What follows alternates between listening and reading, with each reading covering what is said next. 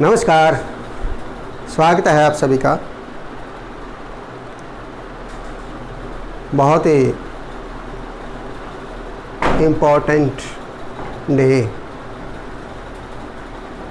Because at this time, इस समय हम डिस्कस करेंगे इंग्लिश लिटरेचर की बहुत ही important poem my mother at 66 के बारे में, written by a well known Indian English poetess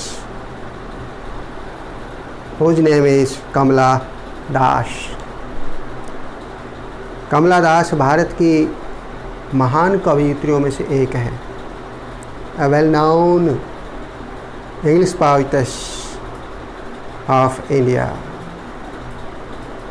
उनकी रचनाएं वास्तविकता से रिलेटेड हमें बहुत बड़ा संदेश देते हैं, जीवन के बारे में, परिस्थितियों के बारे में, जीवन की सच्चाई के बारे में उन्होंने बहुत कुछ लिखा है। उन्हीं में से एक है महान रचना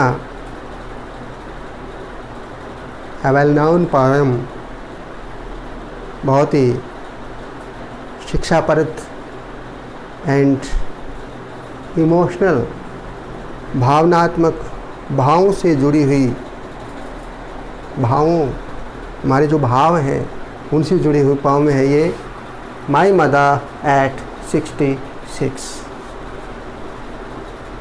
66 साल की मेरी माँ। कमला दास ए डॉटर। एक daughter here is a description of the relationship of a daughter with her mother। एक माँ बेटी का कितना आत्मीयता का रिश्ता होता है वो दर्शाया गया है इस पोएम में।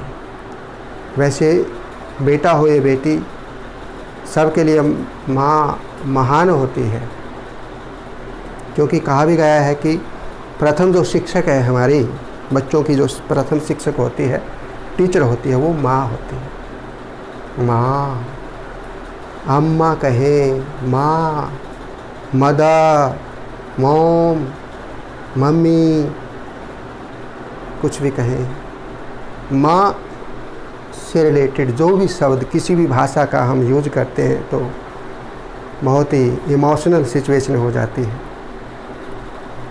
और यदि माँ और बेटे की बात कहें, माँ ही बेटी के लिए एक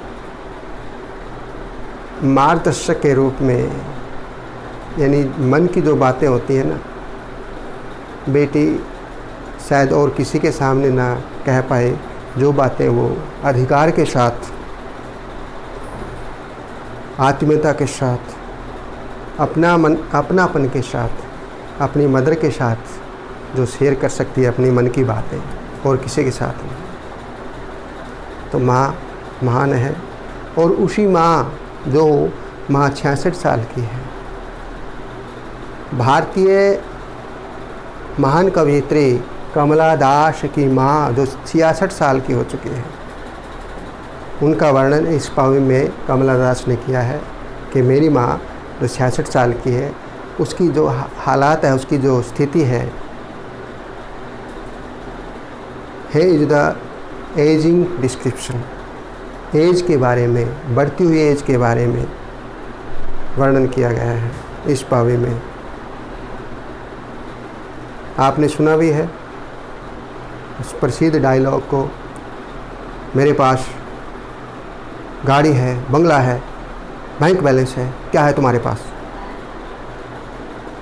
मेरे पास सब कुछ है, क्या है तुम्हारे पास? एक बेटा ऐसा कहता है। दूसरा बेटा कहता है मेरे पास माँ है, मेरे पास माँ है ना कमाल। तो माँ जो शब्द है, ये शब्द ही ऐसा महान है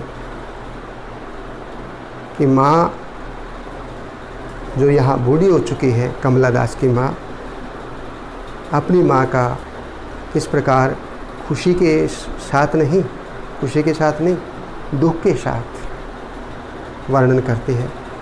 दुखी हो जाती है वो अपनी माँ की हालत को देखकर, क्योंकि हम सभी अपनी माँ की हालत को देख करके, यदि माँ बीमार हो जाती है, उसकी उम्र बढ़ने के साथ वो बीमार होती है, तो हम सभी दुखी हो जाते हैं हम सभी। तो उसी सिचुएशन को यहाँ दर्शाया गया है, बहुत ही आश्चर्यचकित ढंग से अलंकारों को यूज करते हुए, अलंकृत करके भाषा को लिटरेरी डिवाइसेस के माध्यम से, फिगर ऑफ स्पीच के माध्यम से किस प्रकार बहुत ही जीवंत वर्णन, अपनी माँ की स्थिति का वर्णन यहाँ पर कमला दास ने किया है। Let's start. My mother at 66, written by Kamala Das. It is part 1 है ये। पार्ट 2 में हम डिस्कस करेंगे क्वेश्चन आंसर से रिलेटेड एंड समरी से related, right. Let's start. Driving from my parents home to Cochin last Friday morning, I saw my mother beside me, down, open mouth, her face ashen like that of a corpse, and realized with pain that she was as old as she looked, but soon put that thought away and looked out at young trees sprinting, the merry children spilling out of their homes. But after the airport's security check standing a few yards away, I looked again at her worn, pale as a late winter's moon, and felt that old familiar ache, my childhood's fear. But all I said was, see you soon, Amma. All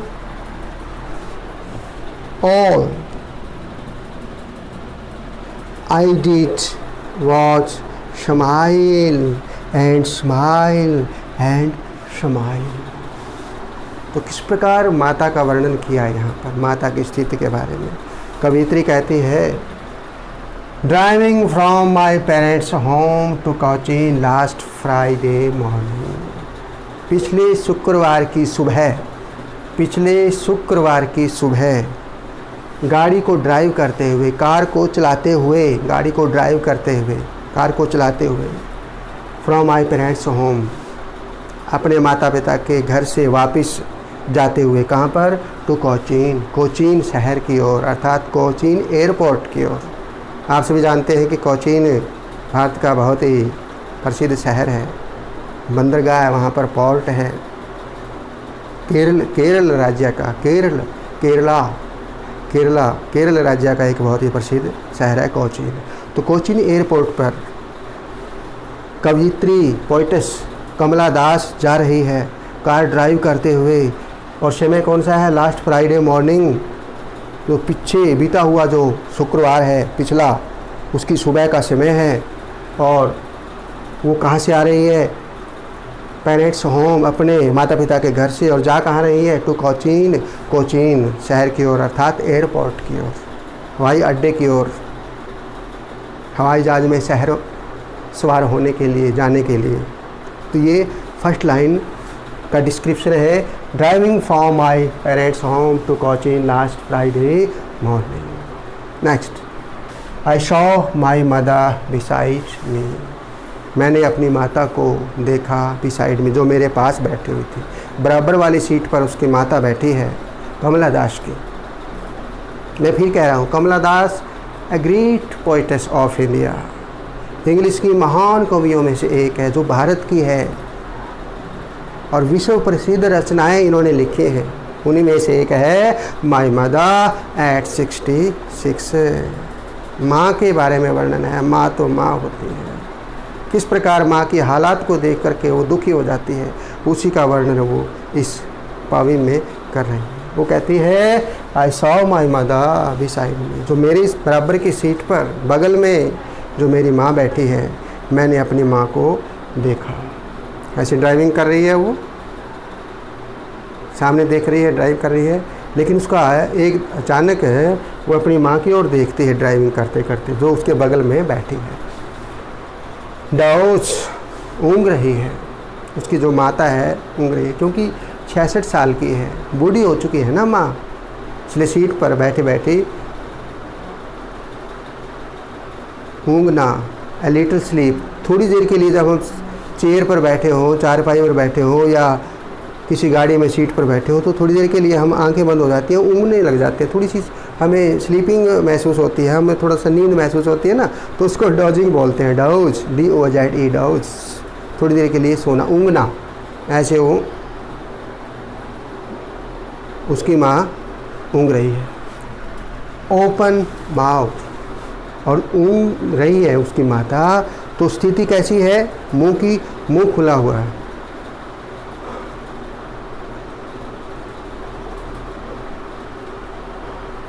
इस प्रकार माँ का मुंह खुला हुआ है, open mouth, her face essence like that of A corps. यहाँ पवित्र ने तुलना की है सिमली का प्रयोग करते हुए। सिमली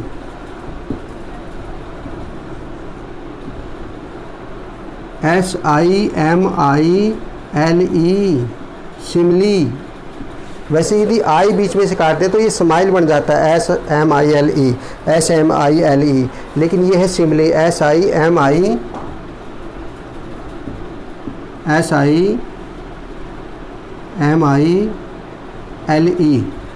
सिमली। जब हम बात लिटरेरी डिवाइसेस की बात करते हैं, फिगर ऑफ स्पीच की बात करते हैं, अर्थात हिंदी में हम अलंकार कहते हैं, अलंकृत भाषा का जब हम प्रयोग करते हैं, सिमली, सिमली, सिमली को हिंदी में उपमा कहते हैं। और उपमा जब हम किसी एक वस्तु की दूसरी वस्तु के साथ उपमा करते हैं, कंपैरिजन करते हैं, तो उसमें हम एज या लाइक का प्रयोग करते हैं, लाइक या एज का प्रयोग करते हैं वर्ड का, उसके समान। तो यहाँ भी सिमली का प्रयोग करते हुए उपमा का प्रयोग करते हैं। कवित्र ने क्या कहा है, हा face essence like that of है, उसका जो चेहरा है ना मुरझाया हुआ है, ऐसन है, राख की तरह, राख होती है ना, ऐस मुरझाया हुआ, फीका पड़ा गया है उसका चेहरा, इसका माँ का। और कैसी है वो, लाइक ऑफ दैट ऑफ है कॉप्स, डेड बॉडी। कॉप्स क्या होता है, डेड बॉडी, मृत शरीर। मृत शरीर के साथ माँ की यहाँ तुलना क्यों कर रही है कवित्री, क्योंकि वो दुखी है, उसको ऐसा लग रहा है जैसे माँ मुंह खोल करके ऐसे ऊँघ रही है, ऐसे लग रहा है जैसे डेड बॉडी हो, डेड बॉडी की तरह है। यानी सिमली का प्रयोग यहाँ कवित्री अपनी माँ के लिए कर रही है, dead body, corpse. And realised with pain, और बहुत दुखी हो जाते हैं। जब ड्राइविंग उसने शुरू की, कोचीन एयरपोर्ट पर जा रही है, खुश थी वो, क्योंकि किसी महान मकसद के लिए, किसी बड़े मकसद के लिए जब हम जाते हैं तो सफ़र में खुश हो जाते हैं। हम उसको सुहाना सफ़र कहते हैं, सुहाना सफ़र, सुहावना सफ़र, सुहावना सफ़र, शुभ यात्रा। लेकिन जब वो अपनी माँ को देखती है कि उसकी माँ ऊँघ रही है, मुंह खुला हुआ है और फीका पड़ गया है, एसन फेस, फीका पड़ गया है चेहरा उनका, और एक डेड बॉडी की तरह वो प्रतीत होती है उसकी mother, and realised with pain, तो पोइटेस कमला दास बहुत दुखी हो जाती है। ऐसे वो दुख महसूस करते हैं, दुखी हो जाती है माँ की हालत को देख करके कि ये क्या हालत होगी मेरी माँ। मेरी माँ जब यंग थी, जवान थी, कितनी सुंदर थी, कितनी एक्टिव थी, लेकिन वही माँ आज जो 66 की 66 साल की हो गई है, बूढ़ी हो गई है, उसकी ये हालत दुखी हो जाती है। Kamala Das with pain realized with pain, pain दुख प्रकट होना। That she was as old as she looked, वो बूढ़ी हो चुकी है, बूढ़ी हो चुकी है। एज शी लुक्ड, और जैसी दिखती है वैसी लग भी रही है। यानी कई बार आपने देखा होगा, हमारी उम्र तो कम होती है लेकिन हम बूढ़े जैसे दिखाई देते हैं कई बार, और कई बार ज़्यादा उम्र हो जवान जैसे दिखाई देते हैं। ये सिचुएशन पर कई बार हम निर्भर करते हैं ना। लेकिन यहाँ पर जब पोइटेस कह रही है that she was as old as she looked, जैसी दिखाई देती है ऐसी ही वो बूढ़ी प्रतीत हो रही है। तो ये नहीं कह सकता कि जैसी उनकी उम्र है यानी 66 साल की है, उसी के अनुरूप जब हम उनको देखते हैं तो लगती है हमें कि बूढ़ी हो चुकी है। That she was as old as she looked but soon put that thought away, thought विचार, ये नाउन के रूप में यहाँ प्रयोग हुआ थॉट। वैसे सेकंड फॉर्म में भी होती है थिंक की, think thought, thought thinking, think verb होती है, और थॉट सेकंड फॉर्म, और थॉट एक नाउन के रूप में, संज्ञा के रूप में भी आता है, विचार। एंड सून, और जल्दी ही, पुट दैट थॉट अवे, और जल्दी ही वो विचार, जो दुख का विचार था ना, माता को देखा, दुख का विचार माइंड में आया, वो जल्दी ही दूर हो गया, चला गया। अर्थात पोइटेस ने, कमला दास ने अपने मन से उस दुख भरे विचार को निकाल दिया। और ये हमें एक बहुत बड़ा संदेश भी है कि हमें दुख में नहीं जीना, दुख का मुकाबला करना है, दुख से हमने हार नहीं माननी। थोड़ा सा डाइवर्ट कर लेना अपने आप को दुख के दौरान, किसी से मिलें, अपने दोस्तों से बातचीत करें, या बाहर का दृश्य देखें, अच्छी अच्छी बातों के बारे में किसी से कहानी सुने, बातें कहें, ताकि हमारा दुख कुछ हल्का हो जाए, हमारा बर्डन दिमाग पर, मस्तिष्क पर दुख का बर्डन कुछ कम हो जाए। तो ऐसे ही विचार जो दुख का आया हुआ था, but Son put that thought away, जल्दी ही कवियत्री के, पोइटेस के माइंड में जो दुख का विचार था वो निकल गया, दुख भरा विचार। थोड़ा सा उसने अपने आप को डाइवर्ट कर लिया, और डाइवर्ट करने के लिए उन्होंने क्या किया, विंडो से, गाड़ी की विंडो से ऐसे बाहर की ओर देखा, मदर की ओर देखा, दुख भरी सिचुएशन। और जब विंडो से दूसरे दृश्य को देखती है तो क्या देखती है, let's start. And looked out and young trees sprinting the merry children spilling out of their homes. अब सिचुएशन बदल गई। यहाँ पर कंट्रास्ट का यूज किया है इस पोएम में कवित्री ने, पोइटेस ने। जब हम फिगर ऑफ स्पीच की या लिटरेरी डिवाइसेस की जब हम बात करते हैं, अलंकृत भाषा की, अलंकार की, तो बिल्कुल सुंदर ढंग से अलंकार का प्रयोग किया है, अलंकृत भाषा का प्रयोग किया है। सिमिली का प्रयोग हमने देखा अभी, एज और लाइक के रूप में जो शब्द यूज किया उन्होंने, क्या देखा है, कॉप्स के साथ, डेड बॉडी के साथ तुलना कर दी है माँ की, क्योंकि स्थिति ऐसी है, बूढ़ी है, बीमार है, और वो ऐसे ऊँग रही है मुंह खोल करके, सिचुएशन है। अब यहाँ कंट्रास्ट की बात जब हम करते हैं, कंट्रास्ट, CONTRAST, कंट्रास्ट की जब हम बात करते हैं, कंट्रास्ट होता है विरोधाभास, तुलना, विपरीत तुलना, एक तरह से विपरीत सिचुएशन में तुलना, ठीक है ना। वो तुलना क्या है, यहाँ ओल्ड एज की बात हो रही थी, बूढ़ी माँ की सिचुएशन के बारे में बात हो रही थी। अब यहाँ यंग ट्रीज एंड मेरी चिल्ड्रन, मेरी का मतलब ये एडजेक्टिव के रूप में वर्ड आया है, मेरी हैप्पी, मेरी मीन्स हैप्पी, चिल्ड्रन नाउन के रूप में प्रयोग हो रहे हैं। बच्चे कैसे हैं, खुश हैं, मेरी हैं, अर्थात हैप्पी हैं बच्चे। अब यहाँ पर तो मदर हैप्पी नहीं थी, उदास है मदर भी और बेटी भी। मदर डॉजिंग यानी ऊँग रही है, मुंह खुला हुआ है। लेकिन अब सिचुएशन जब उसने दूसरी सिचुएशन में, दूसरी डायरेक्शन में ऐसे देखा तो क्या देखा, एंड लुक्ड आउट, बाहर की ओर ऐसे देखा, यंग ट्रीज, छोटे वृक्ष। यंग यहाँ पर पर्सनिफिकेशन, मानवीकरण, यानी एक तरह से इमेजरी, कल्पना देखो कवि की, कवित्री की यहाँ पर कल्पना देखिए, इमेजरी के रूप में, इमेजरी।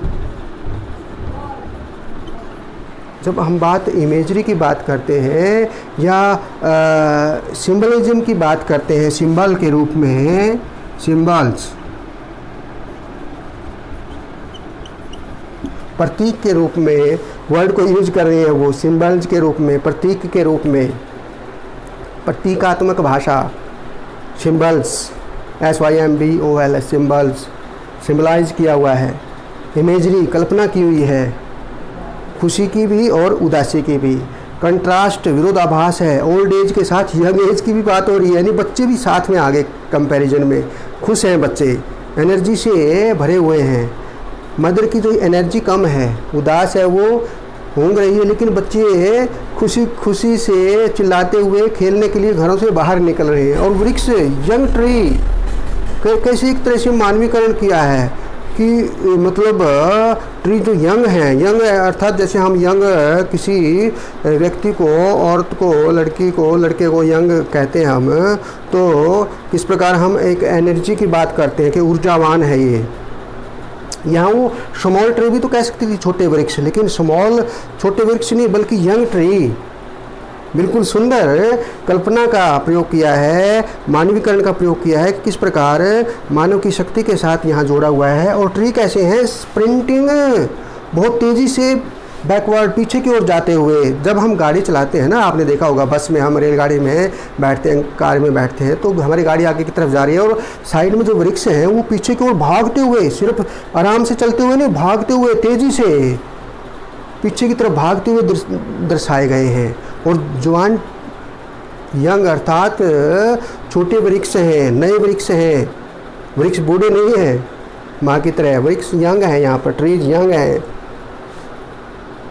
और एक तरह से ऐसी तुलना की गई कि हमारा जो समय कैसे पीछे भाग रहा है। आज हम जवान हैं, आज जो बच्चा है वो जवान होगा, जवान है तो बूढ़ा होगा। ये सच्चाई है, ये यूनिवर्सल ट्रूथ है। ये सारा विश्व जानता है कि बच्चे से जो जवान होगा और जवान से बूढ़ा होगा। जवानी है कि जाके वापस नहीं आती, और बुढ़ापा है कि आके कभी वापस नहीं जाता, ख़त्म ही नहीं होता बुढ़ापा तो। और जवानी एक बार चलेगी वो वापस नहीं आती। इसलिए जवानी जब है, हमारे अंदर जवानी है, तो हमें जवानी का आनंद लेना चाहिए। बचपन है तो बचपन का आनंद लेना चाहिए, और बुढ़ापा भी आ जाता है तो बुढ़ापा का भी आनंद लेना चाहिए। और क्या करेंगे, लेकिन बुढ़ापे में बीमारियां भी आ जाती है, इसलिए कहीं ना कहीं आनंद में, हमारी खुशी में बाधा पड़ने लग जाती है बुढ़ापे के अंदर। वही सिचुएशन यहाँ मदर की है जो 66 की है। लेकिन दूसरी ओर कंट्रास्ट के रूप में, विरोधाभास के रूप में, अब खुशी का माहौल हो गया है, गाड़ी के अंदर उदासी है मदर की सिचुएशन को देख करके, और बाहर का दृश्य खुशी भरा है।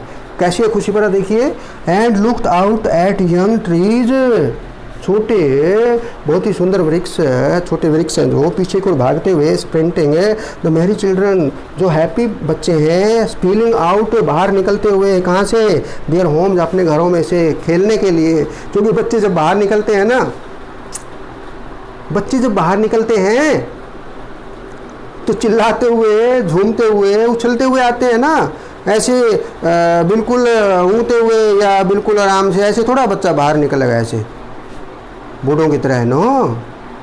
अरे वो तो छलांग लगाता हुआ आएगा, और बच्चा तो बच्चा होता है, जो बुराइयों से बचा रहे वो बच्चा होता है। कहते हैं हम बुराइयों से बचा है इसलिए वो बच्चा है, ये तो आप सभी जानते हैं। और बच्चों को एक अच्छा संदेश हमने देना है, बुजुर्गों ने, नौजवानों ने, ताकि हमारे बच्चे, देश का भविष्य जो है, हमारे बच्चे देश का भविष्य है, फ्यूचर ऑफ आवर नेचर।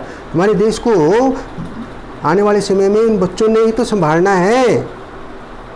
इसलिए हम बार बार कहते हैं, बार बार कहते नहीं हैं क्या, बच्चों बचो बुराई से, हमने देश बचाना है।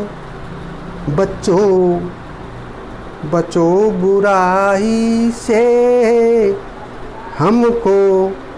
हमको देश बचाना है। हम बचेंगे, हमारे बच्चे बचेंगे, स्वस्थ होंगे, निडर होंगे, शक्तिशाली होंगे, विद्वान होंगे, पढ़े लिखे होंगे, बीमारियों से, नशे से दूर रहेंगे, जिज्ञासु होंगे, लगनशील होंगे, खुशी खुशी आगे बढ़ने वाले होंगे, तभी तो देश आगे बढ़ेगा। यही तो संदेश है बच्चों के लिए हम सभी का। तो थोड़ी देर के लिए हम उस उदासी वाले माहौल से निकल कर के कि मदर की स्थिति कैसी है, अब हम बच्चों की तरफ आ रहे हैं। और जब बच्चों की बात हो रही है, इसलिए हमने बच्चों को कहा कि बच्चों बुराई से हमको देश बचाना है। तो बच्चे और young tree and looked out at young trees printing the merry children spilling out of their house, but after the airport's security check, अब वो बच्चे खेल रहे हैं, खेलने की स्थिति, वहाँ चिल्लाते हुए खुशी खुशी झूम रहे हैं बच्चे, गली में से बाहर निकल रहे हैं घरों से, वृक्ष पीछे जा रहे हैं, खुशी का माहौल है। अब कवियत्री क्या है, एयरपोर्ट पर पहुँच जाते हैं। आगे थोड़ी देर के लिए खुशी का माहौल आया ना, but after the airport security check, वहाँ सिक्योरिटी के रूप में सुरक्षा से संबंधित जांच पड़ताल होती है। हमारा बैग चेक करते हैं, बैग एंड बैगेज सामान है उसकी चेकिंग होती है, पासपोर्ट्स और जो दस्तावेज हैं दूसरे उन सब की चेकिंग होती है, वीज़ा, पासपोर्ट, अन्य सभी दस्तावेज चेकिंग होती है। सिक्योरिटी चेक की बात यहाँ हो रही है। वहाँ पोइटेस एयरपोर्ट पर पहुंच जाती है, but after the airport security check standing a few yards, कुछ दूरी पर पोइटेस खड़ी है और उसकी माता, क्योंकि सिक्योरिटी चेक से पहले पॉइंट पर ही बाहर वाले जो यात्री साथ में जाते हैं छोड़ने के लिए एयरपोर्ट पर, वो वहीं खड़े हो जाते हैं। तो वो सिक्योरिटी चेक के बाद वहाँ पोइटेस खड़ी है और सामने अपनी माँ को देख रही है, ऐसे दोबारा फिर अपनी माँ की ओर देखती है, देख रही है माँ की तरफ। Away I looked again at हर, कवियत्री कहती है, कमला दास जी कहती हैं कि मैंने दोबारा एट हर, उसकी ओर देखा, अपनी माँ की ओर देखा जो सामने खड़ी थी। वॉन पेल, वही मुरझाया हुआ चेहरा, फीका पड़ गया चेहरा, वॉन चेहरा फीका पड़ गया। इसी प्रकार ऐसन वर्ड यहाँ हमने यूज किया था। यहाँ वॉन पेल, पीला, पीला पड़ गया चेहरा, फीका चेहरा, मुरझाया हुआ चेहरा, यानी चेहरे पर कोई चमक ना हो, ऐसा चेहरा माँ का। थोड़ी देर खुशी का माहौल आया, यानी कंट्रास्ट के रूप में हमने देखा मैरी चिल्ड्रन, हैप्पी चिल्ड्रन, बच्चे खुशी खुशी बाहर की ओर खेलने के लिए घर से निकल रहे हैं और यंग ट्री पीछे की ओर भाग रहे हैं, जैसे समय भागता है, समय बहुत तेज़ी से भाग रहा है, समय हमारा पीछे छूट रहा है, हम आगे बढ़ रहे हैं, ठीक है ना। तो ये एक सिचुएशन है, इमेजरी, कल्पना के बारे में, सिंबल्स के बारे में, प्रतीकात्मक लैंग्वेज का यूज यहाँ पर कवियत्री हमारे लिए कर रही है, वर्ड्स का यूज कर रही है, इमेजरी या सिंबल्स के रूप में सिम्बलाइज किया हुआ है यहाँ पर सिचुएशन को। I looked again at her wan pale as late, अब यहाँ पर late winter's moon and felt that all failure ache, अब यहाँ फिर कवियत्री जो है उदास हो जाती है और फिर तुलना कर रही है यहाँ पर अपनी माँ की, देखती है वो यहाँ पर तुलना, उसने डेड बॉडी के साथ पहले तुलना की थी फर्स्ट स्टैंजा में, अब हम यहाँ देख रहे हैं कि अ लेट विंटर्स मून, ये फिर सिमिले का प्रयोग किया, उपमा फिर कर रही है वो। जो सर्दियों का देर रात का जो चंद्रमा होता है ना, सर्दियों में आप देखा धुंध का मौसम होता है, फॉग होती है ना, स्मॉग फॉग, सबने सुना है, आकाश साफ नहीं होता और साफ आकाश नहीं होता इसलिए चंद्रमा हमें साफ दिखाई नहीं देता, उसकी जो चमक है ना वो धुंधली पड़ जाती है, ठीक है ना, चमक जो होती है उसकी वो धुंधली पड़ जाती है चंद्रमा की। सर्दियों के जो देर रात का लेट विंटर्स मून, जो देर रात का सर्दियों का जो चंद्रमा होता है वो मंदम हो जाता है, रोशनी उसकी मंदम होती है, चमक कम हो जाती है, उसकी तरह माँ कैसी है, पेल है, पीलापन है उसके चेहरे पर, वोन है, फीका चेहरा है उनका, रक्तहीन जिसको हम कह सकते हैं कि चेहरे पर रक्त ही ना हो। तो उस चंद्रमा की यहाँ तुलना के चंद्रमा के साथ यहाँ पर, वैसे तो हम चंद्रमा को पॉजिटिव सेंस में भी हम चंद्रमा की तुलना करते हैं व्यक्तियों के साथ, चंद्रमा के साथ लेकिन यहाँ पर चंद्रमा को एक नेगेटिव सेंस के रूप में यहाँ यूज़ किया है कि लेट विंटर्स मून, सर्दियों का जो चंद्रमा होता है धुंध की वजह से कम दिखाई देता है, उसकी चमक कम हो जाती है। उसी प्रकार जो मेरी माँ है वो भी वॉन है, पेल है, पीलापन है चेहरे पर, फिक्कापन है, रक्तहीन है चेहरा। तो यहाँ फिर सिमली का प्रयोग किया है, यहाँ पर सिमली, ये बीच का आई निकाल दें तो समाइल बन जाता है। फिर ये समाइल और ये सिमली उपमा अलंकार है। उपमा अलंकार, उपमा एक रूपक अलंकार भी होता है और दूसरी सेंस में यूज होता है। ये सिमली है। एज या लाइक यूज वर्ड करते हैं। As a late winter's moon and felt that old familiar, ache और वही पुराना, फेमिलियर एक जैसा, एक ACHE एक दर्द, दर्द, क्योंकि जो छोटा बच्चा होता है ये थोड़ी देर के लिए उसकी माँ उससे अलग हो जाए ना, दिखाई ना दे उसको घर में, तो चिल्लाता है मम्मी मम्मी मम्मी कहाँ गई, मम्मी कहाँ गई, रोता है ना। उसको ये लगता है कि मम्मी दूर चली गई मेरे से, मम्मी मेरे से अलग ना हो जाए, मैं मम्मी से दूर ना हो जाऊं, तो उसको डर होता है बचपन में। वही बचपन का डर, फैमिलियर एक। माई चाइल्डहुड फियर, मेरा बचपन का डर। बचपन में भी वो कवियत्री कई बार डर जाती थी, मम्मी थोड़ी देर के लिए नहीं दिखाई देती थी। वही डर अब उसको सताने लगा है, फैमिलियर, वही जाना पहचाना, वही सेम, वही एक जैसा, एक दर्द। फेल्ट दैट ओल्ड, पुराना, पहले वाला, बचपन वाला दर्द अब फिर आ गया। किसके चेहरे पर? कवियत्री के चेहरे पर, पोएटेस कमला दास के चेहरे पर। क्यों? क्योंकि उसको लगा है कि मम्मी बूढ़ी हो चुकी है, एज्ड हो चुकी है मम्मी, कभी ये मेरे से बिछड़ ना जाए, कभी ऐसा ना हो कि मैं दोबारा इनसे ना मिल पाऊँ, कभी ये हमारी आखिरी मुलाकात ना हो, फिर से मैं मम्मी को देख पाऊँगी कि नहीं। ये विचार मन में आता है कमला दास के। इसलिए वो पुराना, ओल्ड, फेमिलियर, एक दर्द, माई चाइल्डहुड फियर, बचपन का डर, अब इस दर्द के रूप में अभी भी जवान है कवियत्री यहाँ पर, लेकिन दर्द फिर वो बचपन वाला अब आ गया है। अब भी उसको लगता है क्योंकि मम्मी तो मम्मी है, हम कितने भी बूढ़े हो जाएं, यदि हमारी मम्मी या पिता, माता पिता जीवित है ना, उनके लिए हम बच्चे ही हैं। ठीक है ना। तो चाहे कमला दास जवान है यहाँ पर, बच्ची नहीं है इस समय, लेकिन फिर भी वो बचपन का दर्द उसके सामने आ जाता है कि मम्मी मेरे से अलग ना हो जाए, मैं मम्मी को दोबारा मिल भी पाऊंगी कि नहीं। वही डर पुराना फिर से उभर आता है। Family ache, my childhood fear, but all I said was see you soon Amma. फिर से मैंने टाटा बाय बाय करते करते हुए कहा, सी यू अम्मा, माँ फिर मिलेंगे, फिर मिलूँगी माँ। यानी एक आशा की किरण यहाँ पर हमें दर्शाई जा रही है पोइटेस के द्वारा कि दुख तो है माँ से बिछुड़ने का। एयरपोर्ट पर हवाई जहाज़ में सवार होकर के चली जाएगी माँ, वहाँ रह जाएगी, पोइट्री वहाँ से कोचीन के लिए चली जाएगी। कोचीन एयरपोर्ट से हवाई जहाज़ में बैठ कर के दूसरे शहर में चली जाएगी, क्योंकि कोचीन एयरपोर्ट पे तो वो आई है। अब वहाँ से वहाँ तक तो इकट्ठे आई है मदर के साथ, कोचीन एयरपोर्ट तक। तो अब वहाँ से हवाई जहाज़ में, एरोप्लेन में बैठ कर के दूर चली जाएगी, माँ से अलग हो जाएगी। वो दर्द है उसको। और बचपन में भी ऐसा ही वो महसूस करती थी कि मम्मी मेरे से बिछड़ ना जाए, मम्मी मुझसे अलग ना हो जाए। वही दर्द फिर हो जाता है। लेकिन आगे कहती है, but all I said was see you soon Amma, अम्मा, माँ, मदर, फिर मिलेंगे। थोड़ी सी अपने दुख को भुलाने की कोशिश करती है पोइटेस यहाँ पर। All I did was smile and smile, smile and smile. यहाँ पर स्माइल 3 बार यूज किया है कवियत्री ने।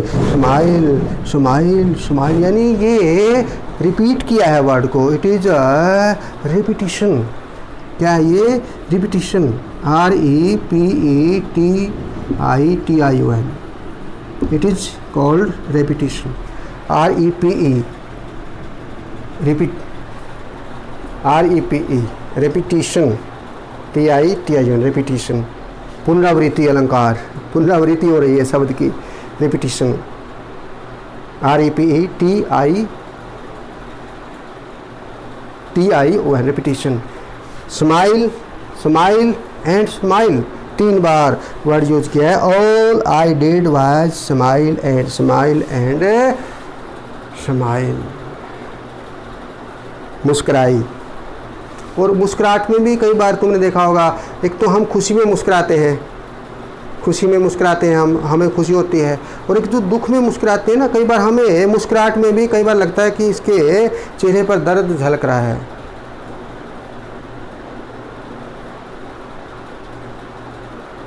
सी यू अम्मा, अम्मा तो मुस्कुरा तो रही है कोई पैसे यहाँ पर, लेकिन दर्द तो है ना मन में अम्मा से बिछड़ने का, लेकिन फिर भी उस सिचुएशन को संभालने की कोशिश कर रही है। जैसे बीच वाले स्टैंजे में हमने देखा था कि Mary children and young tree की सिचुएशन है, खुशी वाली सिचुएशन आ गई थी, दोबारा फिर माता को देखती है, फिर दुख भरी सिचुएशन आ जाती है, लेकिन लास्ट में फिर पोएटेस से स्माइल करती है, smile and smile and smile, smile, smile and smile, smile, smile and smile. The repetition of the words, simile, contrast, imagery, symbols and repetition of the words। तो किस प्रकार बड़ी प्रभावित ढंग से इस पोएम में हमने देखा, हालांकि ये इसमें राइम स्कीम नहीं है पोएम में। This poem is written by Kamala Das in free verse.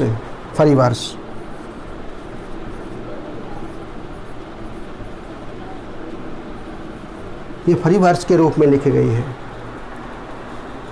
ये स्टाइल, पोएम का स्टाइल ये फ्री वर्स के रूप में, इसमें कोई तुकबंदी, कोई लय नहीं है। जैसे हमने रॉबर्ट फ्रॉस्ट की पोएम देखी थी, रॉबर्ट फ्रॉस्ट की पोएम देखी है हमने, रिसाइट की थी ना, कौन सी बोलो? Dust of snow and fire and ice, Robert Frost, well known American poet, ठीक है ना, उसमें राइम स्कीम थी, देखी थी ना, है ना? जैसे ट्वाइस, आइस, आइस, ट्वाइस, थी ना। तो बहुत से वर्ड हमने देखे उसमें, ice, twice, suffice.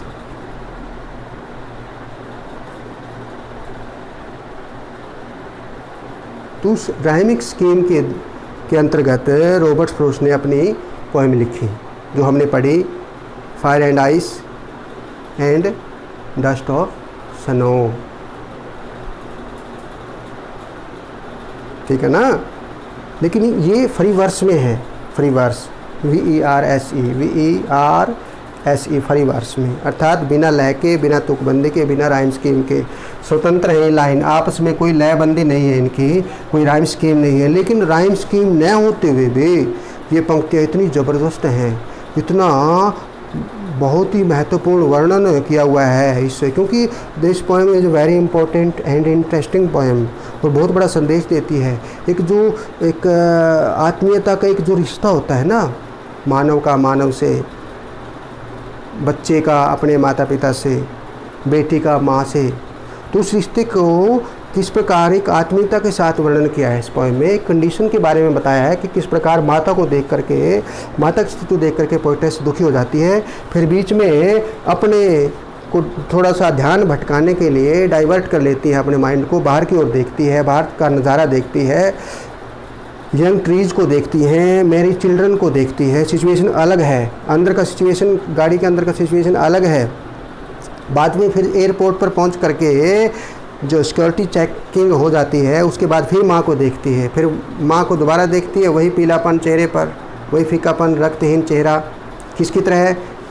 Late winter's moon, सर्दी के उस देर रात के चंद्रमा की तरह, फिर मुरझाया हुआ चेहरा, पहले ऐसन की तरह, राख की तरह मुरझाया हुआ रक्तहीन चेहरा, तुलना की गई थी कॉप्स डेड बॉडी के रूप में। तो इस प्रकार ये बहुत ही महान कविता है, एक महान कवियत्री के द्वारा लिखी गई, whose name is Kamala Das, an Indian poetess, and the name of the poem is my mother at 66. It is part 1. Driving from my parents' home to Cochin last Friday morning, I saw my mother beside me, drowsed open-mouthed, her face ashen like that of a corpse, and realized with pain that she was as old as she looked, but soon put that thought away and looked out at young trees sprinting, the merry children spilling out of their homes. But after the airport security check, standing a few yards away, I looked again at her. At her, worn pale as a late winter's moon, and felt that old familiar ache, my childhood's fear. But all I said was, see you soon, Amma, Amma, see you soon, Amma. All I did was, मैंने जो किया, क्या किया, smile, Amma, and smile, Amma, smile and smile, Amma, see you again, Amma. It's the end of my mother at 66. Next part में हम discuss करेंगे related to question answer and summary of this poem. Okay, thank you for watching carefully to this very important and interesting poem, My Mother at 66, written by Kamla Das, a great, a well-known Indian poetess. Right? Okay, bye-bye.